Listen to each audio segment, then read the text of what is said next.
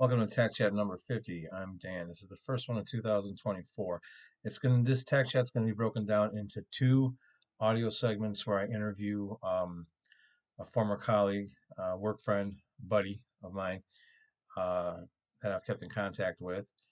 He is a retired chief of police, and we're going to be talking about conspiracy theories. I got a live talk I'm doing in a couple of weeks, and it's going to be about conspiracy theories. And we're going to be talking about some of the things he's seen. We're going to be talking about UFOs and other events that have taken place over the last 2.5 decades. It's an interesting topic that we're going to be covering, a couple of interesting topics. And the whole audio is only going to be about 30 minutes long.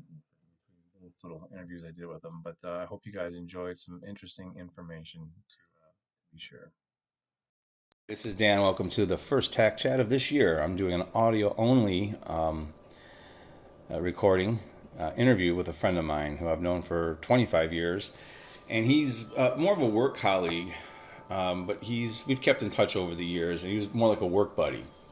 So for purposes of this interview I'm doing with him, I'm just going to call him Bud. And to give you a little background, we work together. For people who know about me, I've been in law enforcement, military and stuff. Me and Bud work together in law enforcement. And he's a retired chief from a medium-sized department. And he's got some interesting stories that me and him have talked about over the years. And at one point in time, we'd whisper about them and talk about them because it was like conspiracy theories. They were just conspiracies. But with everything going on in the world right now, a lot of the conspiracy theories are actually coming true. So we're more like conspiracy analysts. I think we always were. And it was during those dark hours of third shift, we would have the stupidest conversations about stupid stuff. But then we'd start getting into some real conspiracies about what was coming. And this was 25 years ago. And here we are. So I want to welcome my friend Bud to Tech Chat, and thank you for letting me interview you. Not a problem. Welcome anytime. So we were talking when you were still working as an officer. You had experienced some things, some phenomenon in the sky that many police officers throughout the country have reported, that pilots have reported, and you gave some really good details about what you've seen. Can you just tell the story? Tell me about that. Actually, it was a summer night. One of the other officers had gotten into a fight, typically, and got injured, so he was on administrative leave. So I ended up having to be mandated to his shift, third shift, which I didn't appreciate working a lot. Right. But about 3 o'clock in the morning one night, I was on the north side of town, and I looked across the horizon on the south, and most of the typical drunken drivers that I was looking for had dwindled down, and traffic was very light. And I saw what appeared to be a large-sized blimp going very slow across the southern part of town. So I drove down and actually parked, and being as I was a photographer and accident investigator, I had cameras. I had movie cameras, had cruiser cameras. I probably had 4 cameras in my travel bag because I was always being called out to take photos of accidents and whatnot. But as I parked in this empty parking lot, the tip of this, I'll call it a dirigible type vehicle, was starting to come over me. I actually got out of the cruiser and looked up at it, and it appeared to be, I'm going to say 250, 300 yards above ground. And it was large, because as I looked back, I could see the end of it. And later, actually, because I was in accident reconstruction, I went back, and the total length of it was just shy of a half mile from front to end. And the width was approximately a little over 1/8 of a mile wide. Whoa, what was it shaped like? It was shaped like a blimp. I thought it was a blimp. Okay. It was completely silent, and along the edges, because it was so close to the ground, and it was a clear night, there was all types of hieroglyphic markings, circles, lines along the plate network along the side of this dirigible shaped vehicle. When you say dirigible, what is Blimp, it? Okay. blimp shape. Okay. A typical blimp has a motor in the back of it, Right. like an airplane would. This had none.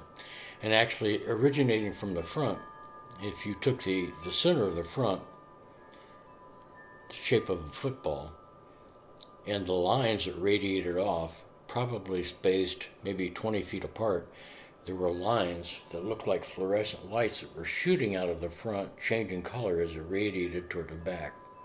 And they were also quiet. It started off with bluish green hues, and then as it went further back, they got into more pinkish, orangish, and then faded out as they hit the end of the vehicle. That's interesting. And I did actually talk to a neuroscientist who was a space scientist, and he said that he was interested in the colors, and at that time I had written a lot of stuff down. I had a house fire since then, so I don't have that information. Right. But he mentioned that magnetic propulsion would generate colors of that nature. And I just shook my head because he was saying the colors as I was thinking them. And I said, because it was quiet. And being that this was close to Lake Erie, I had several other sightings over Lake Erie. Was it close to cigar shaped? I've heard of those kind in the past. Or was it a little bit more than like? It was more of a blimp shape. Okay.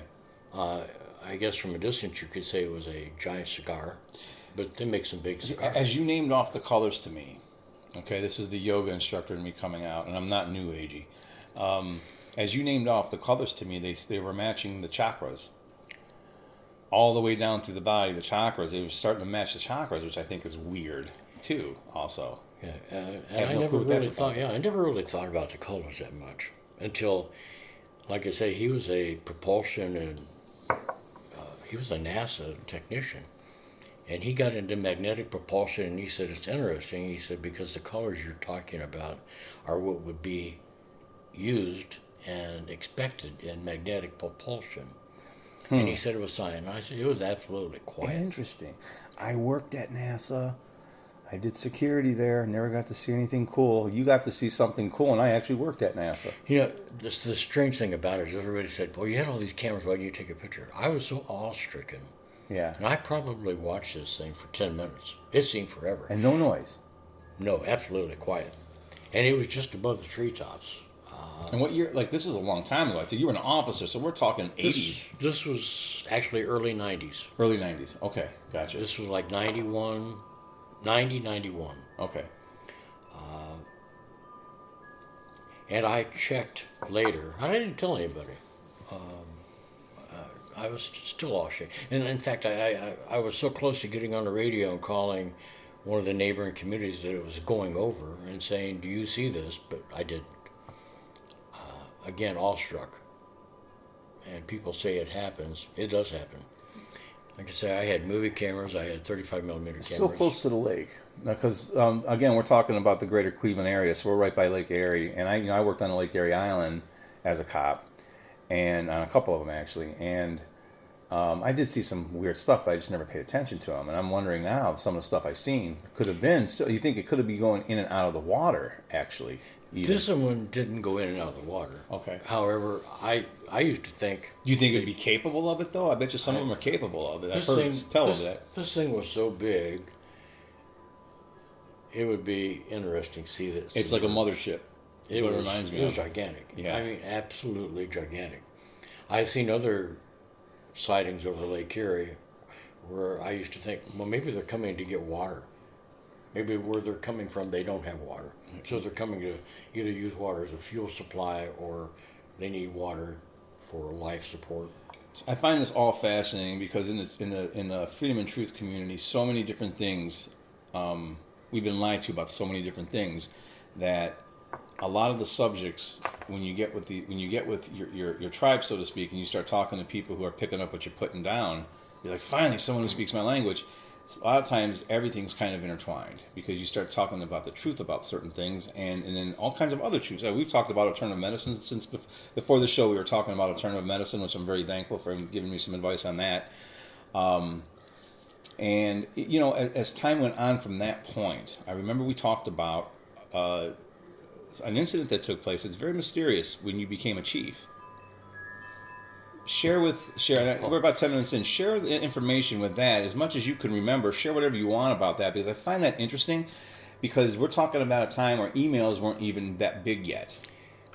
So there was computer technology was just being started. I mean, we're talking MS-DOS is what we had back then, and nobody knew how to do typewriters. Reports were done on typewriters back then still, or handwritten. So yeah, tell us about what you experienced.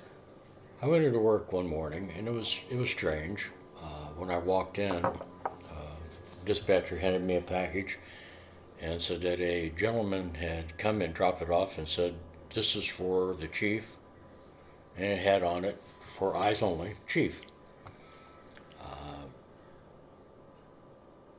Didn't think it strange. Pause 1 second, because my people know that I'm a weirdo. Just so you guys know, when we started talking about this, there's a bunch of crows in the background that previously were not there. Those of you who know me know I'm into shamanic animal totem stuff, so that's kind of weird and spooky, but go ahead, I'm sorry. Okay. So I went in, and the first thing I did was, naturally, I took precautions. I didn't know what the package was, but the message was, he's in a position he needs to know things. I thought, interesting. Dusted it for fingerprints, no fingerprints. Very careful during the opening of it to make sure there was no strange powders or anything released when it come open, and everything was fine. Opened it up, and there was roughly 13 or 14 pages. And to describe it now, was almost like a waxed paper with a mimeograph paper. But it reminded me of waxed paper. Okay. With printing on it. Right. And it had facts, a lot of interesting facts on it. Facts that Clinton was supposed to divulge information about UFOs being real, before he was allowed to be elected into this special society of the knowing. About what year was this? This was very early 90. So Clinton wasn't even president yet then? No, he wasn't. Okay. Now that you think about it. Yeah, interesting. Yes, President Clinton was supposed to give a State of the Union address and discuss UFOs. But again, President Clinton wasn't president yet. He mentioned on frame 313 that President Kennedy was shot by the chauffeur. Interesting. I researched that, and very 29-second mark, William Cooper's book. Oh. Yep. Yeah, the Zapruder film very definitely did show frame 313. Yeah. It appeared to be a government model, chrome-plated 45. Yeah. And there was a whole bunch of interesting things. A lot of it referencing the Pope. A lot of alien speculation. And I put the stuff back in the envelope. The next time I took it back out, it had faded a little bit.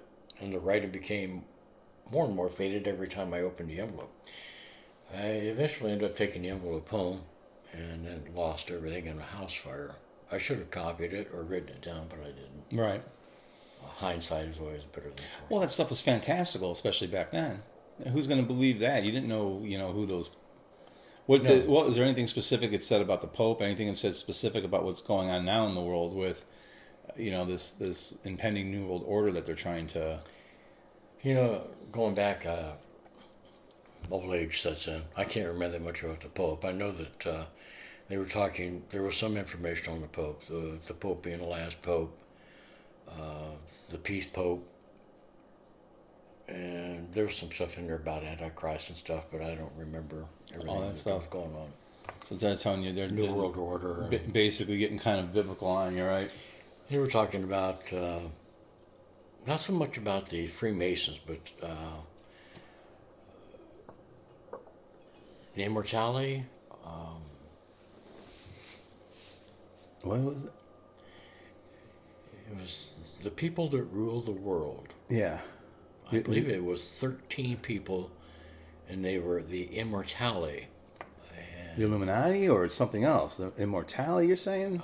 I'm saying immortality. I may be wrong. You want to know what's interesting about the 13 people? 13 in the tarot deck is a death card. I would suspect death is coming then. Yeah, and the thing is, when you were describing what you were seeing with glyphs, and could be described as symbols on the unidentified flying objects, right? Now they call it, what do they call it now? Unidentified aerial phenomenon, right? And they changed that for a reason, because what's coming up is going to be some reverse engineered technology first. It's interesting that you had somebody approach you as a chief in a medium-sized place, and I'm wondering if small towns get that too. But you were at kind of a medium-sized department, and I'm wondering, I can only guess that of medium-sized departments where that was happening. I'm going to just go ahead and guess that big departments, it was happening. I'm sure it was. And it was happening back in that time because if no one knows, if you read William Cooper's book, Behold the Pale Horse, he talks about the Deep State War, and the good guys won it in the 80s. They momentarily lost it. So I think after that, they immediately went into overdrive with things. Well, you mentioned chiefs back then. The National Order of Chiefs at the time, I remember a questionnaire they sent me, and it would I take orders from the United Nations? Really? Yeah. That was interesting. I remember that question. See, you want to know what just happened recently? Is in Cleveland, they had a police academy of 46 people. And that's a medium-sized academy for Cleveland. I mean, sometimes they put on 100 people at a time. But, I mean, 46 is still a good number. And within 1 month, at about the 1 month mark, and the academies now are like a year long, and about the 1 month mark, 40 of the 46 immediately resigned and left. Walked out. So they were told something they didn't want to hear. Which warms my heart, people, because, I got an outreach to order followers to not follow the orders. Because as Bud knows, we took this oath to protect and serve, and that's what we kind of do is pay attention to that part of it. And we kind of try not to pay attention to you're really serving the legislative branch, and they're the ones who, make these immoral laws, and then they point the finger at us and tell us, right, as cops or as military, you didn't do the job enforcement the way we wanted you to, you weren't supposed to do that, and then we point the fingers back at them and say, hey, just doing my job. Meanwhile, they get done what they want to get done. So to see that they were trying to ask that question. It's strange. You mentioned class 47 dwindling down quickly. Right. Can relate to that in another system, because actually my son had a similar situation. I won't name the department, where he became almost as shorthanded as they were before they started hiring. A lot of people dropped out. Interesting. So you don't wonder. There's things going on that they don't want to talk about. There's a lot of spokes in this wheel of evil that seems to be very well... they're very determined, they're very thorough, and if the symbol for chaos is a bunch of arrows pointing outward, like a wheel with arrows pointing outward. Well, if we turned all those arrows and pointed them inward, we've got all that hitting us from all angles. I talked to an Air Force recruiter who said that if they couldn't even recruit, their recruiting was so stringent that if you had a twisted ankle in the 10th grade and you were a 12th grade football player about to be at military age and you're an athlete, you twisted an ankle a couple of years ago, that would disqualify you from getting in. Yet on Facebook and ads being allowed to run, the military is trying to recruit people my age and your age. And just so everyone knows, I'm a little bit above 50. they're wanting to recruit us old guys. Meanwhile, the young athletes and the military's being weakened, and at the border, you see these people coming in that are they're of military age. And I'm telling you, from being a military person myself and having been a cop and been an order follower for so many years, I've seen a couple of these dudes standing at parade rest. They were militarily trained already. So it's like the country's definitely being weakened. I'm not really as concerned about any one country as I am about the world as a whole. Now I've kind of expanded my oath to protect. I got rid of the serve part. And I don't care about anything with any government. I just want to protect, and that oath is extended to the entire world if can be. There's things in place where I don't know if we can stop it, but I just find it interesting. And we were going to do this talk like a year or two ago, but I just find it interesting that, back then in the 90s is when all the sitcoms came in. 90s is when dads turned into goofballs and mom knew best and all that other stuff. And 90s is when different online things became very prolific to distract us. And they had their dark social engineering going on in full force by the mid-90s. And you were talking early 90s, you got some gray guy that's undistinguishable coming to you and dropping off an envelope some things you needed to know. I just find that, and I'm wondering how much of that goes on with sheriffs. I know once a year, usually around March, which is the month of spring equinox and the beginning of the dark occult season of sacrifice, every March they have the sheriff's, it's like a yearly sheriff's meeting in Washington, D.C., where sheriffs from around the country go to Washington, D.C. I wonder how many of them they're trying to buy. How many of them they're trying to see if you'll take orders from, a government or... it's almost like there's a night of the long night. Indoctrination. Yeah, it's what it seems like to me. I think by opening the borders, we have our hands full, and it's going to get worse. Yeah. Long before it gets better. And chaos is coming. In your age, you're worried about protecting. I'm just worried about surviving for a little bit longer. Yeah. Yeah, that's true. I've been in and out of the light. I've been told how many times. I won't even get into that right now. I've got for anyone listening to this in a couple weeks' time here, where I'm at with Corey from Nita1.com. I'm going to be doing a conspiracy theorist talk that's probably going to be live streamed, and I'm going to be talking about a bunch of stuff that's going to probably trigger some people and blow some people's minds. I really don't care. Some people might think I'm crazy, but these are really normal times, aren't they? Yes. Like I said, I'm still trying to unravel the incident that happened down in Miami. I'm not still trying to unravel the incident that happened in Hawaii. Yeah, it's amazing, isn't it? So the one that happened in Hawaii, it's like some space alien had a magnifying glass and decided to fry some ants. And he did. He did a very good job. And do you know, since we're speaking conspiracy stuff, I'll talk just a little bit longer here, that any house or vehicle that was blue was spared. Pretty amazing shade of blue. Yeah, and it was spared. And UN peacekeeping troops, what color are their helmets again? I think blue. Yeah, how about that?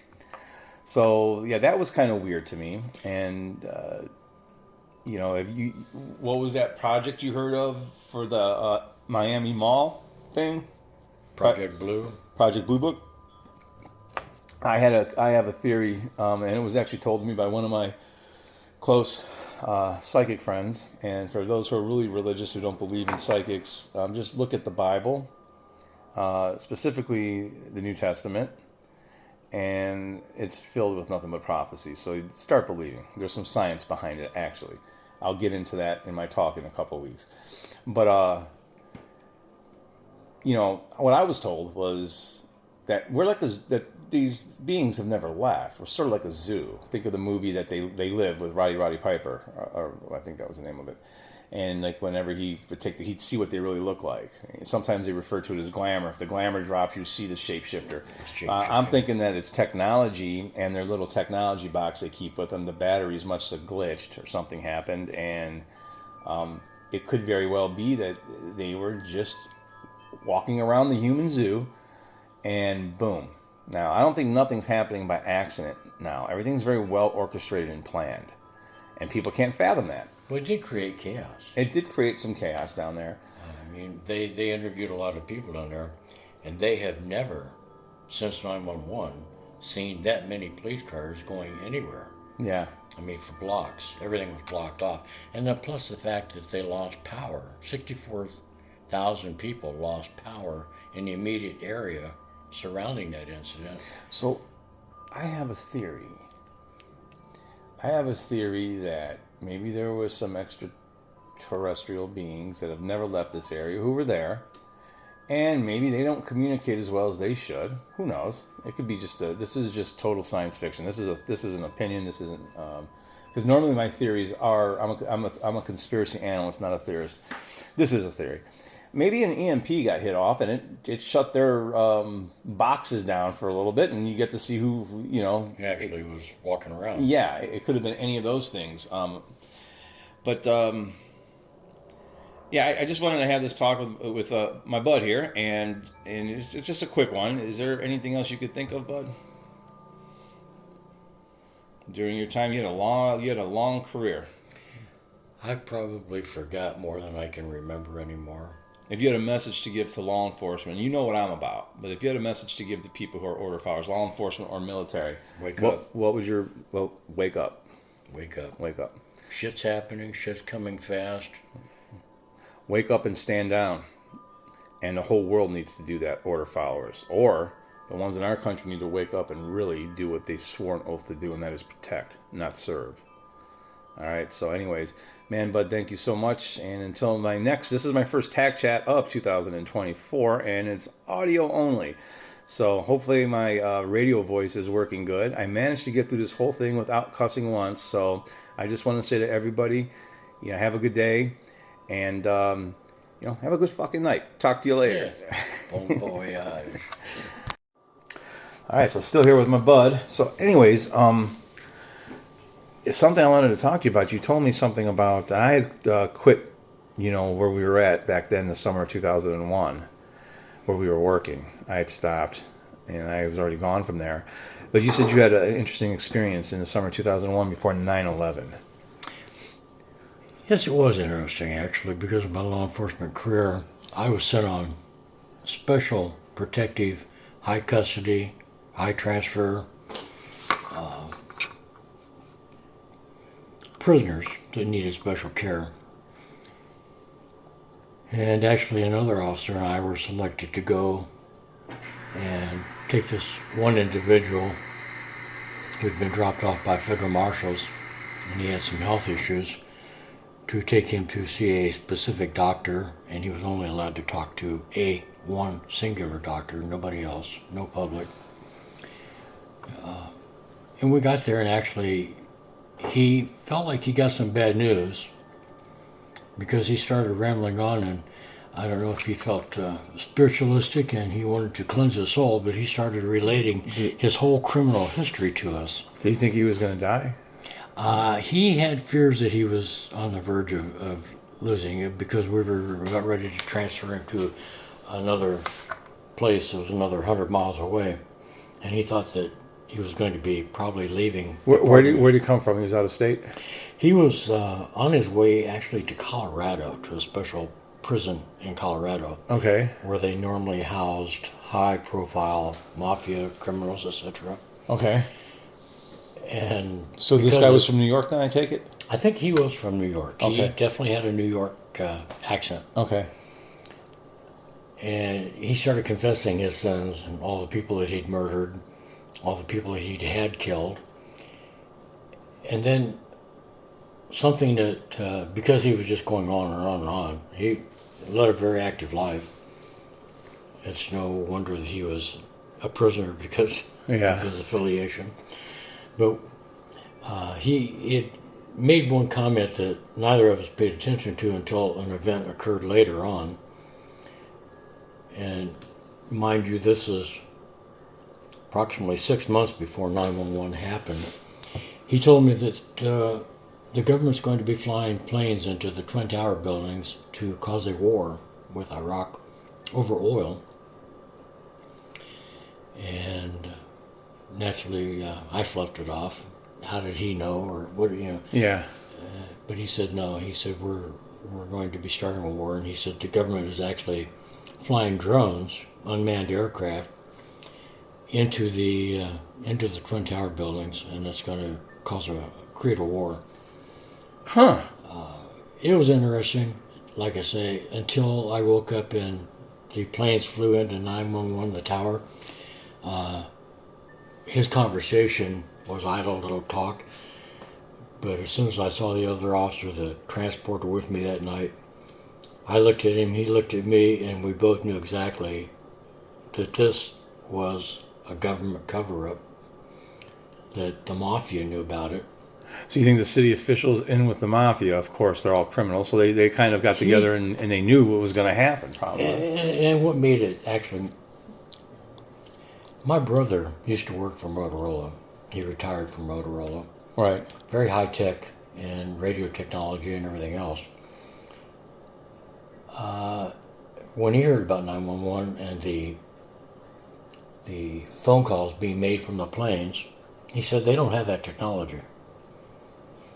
And if you actually Google it now, you will find that shortly after 911, 9/11 happened, within a year after that, airlines started announcing that you could use your cell phones on airplanes, that they had that technology now. Right. They didn't have the technology when 9/11 actually occurred. So all the people calling their moms and, "Hi, Mom, this is your son, Jerry. Do you recognize me?" Yes. He said this was all staged and it was all pre-recorded. He said this mafia inmate, which I won't name him, had made call that he said that several generals, in order to fool high administrative people in the government, they were using artificial intelligence to create voiceover of people, then they could clone their voices identically. He said Colin Powell would call like the president or something, and everybody would swear it was Colin Powell, but it wasn't him. It was artificial intelligence. He said so they had technology that was above and beyond. Anything. And so actually when 9/11 happened, I just shook my head. So he seemed like he was pretty in depth. He was like very detailed. He knew a lot about it. He knew a lot about it. Wow. To the point where the other officer that I was with, he did a report on it, included in it. Actually, we did a report that night that we transported him, but that was all buried, never brought up again. And he did a report the day 9/11 occurred. Another one. Another buried one. And it never went anywhere either. How about that shit? And I don't know whatever happened to the prisoner, the inmate, the mafia killer. He probably playing ping pong out in Colorado somewhere. Or he's dead by now if he was that sick back then. So he thought he was giving a deathbed confession. He thought he was going to die, so he just started telling. I'm sure the doctor. We weren't allowed to be in the room. Right. We were behind a curtain. Right. To make sure nobody else saw him. But I don't know what the doctor told him. But again, I know that the guy thought he was dying because, again, we were going to be transporting him high speed to another hospital. Okay. And while they were arranging transportation is when he started confessing his sins, because I think he felt he was going to meet his maker soon. I had done some contract work for the marshals back in the day when I was in law enforcement, and it usually was sitting on a federal inmate, or it was going to federal court or something like that. So this guy was definitely a federal inmate then. He was a federal inmate. Yeah. I mean, our segregation unit, we had a non-smoking unit. This guy, he had the whole back of segregation to himself. He was going through a carton or two of Marlboros every couple days. Oh my God! In a non-smoking institution. Right. But he had anything that he wanted, and it was kind of a joke. There was something interesting. I thought you might be interested in that. Very interesting, and I'm glad that we did that. And let's see what else we have to talk about here. But that's an incredible story, man. A very incredible story. Gives me full faith in our government. You know what? I totally, yeah, exactly, man. So to everyone listening, just remember this, okay? Make sure you vote harder this year. If you vote more harder, maybe it'll change something. Okay, I'm being really, really sarcastic, man. All right, much love to everybody. Take it easy. Later.